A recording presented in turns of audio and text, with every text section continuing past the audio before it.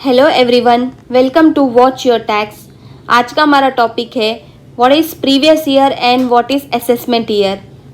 बहुत लोगों को कन्फ्यूजन होता है कि what is previous year and what is assessment year. तो आज हम देखते हैं एंड ये टॉपिक क्लियर हो जाएगा। सो फाइनेंशियल ईयर क्या होता है? फाइनेंशियल ईयर का कैलेंडर होता है from 1 April to 31 March. Previous year क्या होता है? प्रीवियस ईयर पीरियड होता है of 12 months. So 1 April 2019 and 31 मार्च 2020 क्या है? ये प्रीवियस ईयर है 1920। इसका असेसमेंट ईयर हो जाएगा 2020-21। आज की डेट है 5 जुलाई 2020। सो फ्रॉम 1 अप्रैल 2020 टू 31 मार्च 2020-21 ये क्या हो जाएगा? ये प्रीवियस ईयर हो जाएगा 2021 का। एंड इसका असेसमेंट ईयर कब होगा? 2021-22। As per the latest announcement of the government regarding the return filing for the financial year 1920 has been extended to 30th November due to कोविड-19। दैट मीन्स इस financial year 1920 की return filing कब तक करनी है? 30th नवंबर तक। एक बार बता देना चाहूँगी, प्रीवियस ईयर वो होता है जिस ईयर में हम इनकम कमाते हैं एंड असेसमेंट ईयर वो होता है जिस ईयर में हम इनकम असेस करते हैं, टैक्स भरते हैं, रिटर्न फाइल करते हैं। तो अभी हमारा ईयर चल रहा है 2020-21।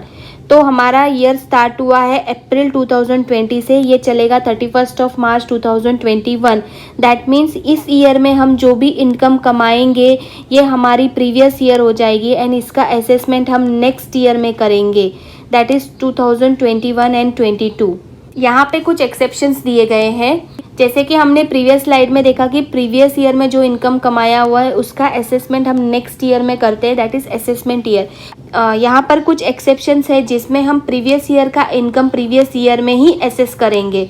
तो फर्स्ट एक्सेप्शन है shipping business of a non resident. अगर कोई नॉन रेजिडेंट है, उसका कोई शिपिंग बिजनेस है, तो उसकी इनकम उसी ईयर में असेस हो जाएगी, दैट मीन्स प्रीवियस ईयर में ही उसकी इनकम असेस हो जाएगी।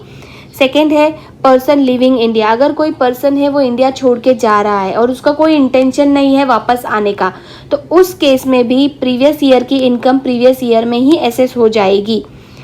Third is AOP BOI। अगर कुछ पर्पस के लिए फॉर्म हुआ है, कुछ इवेंट के लिए उन्होंने फॉर्म किया है और वो डिसॉल्व हो जाएंगे उसी सेम ईयर में, तो उस केस में भी प्रीवियस ईयर की इनकम प्रीवियस ईयर में ही असेस हो जाएगी।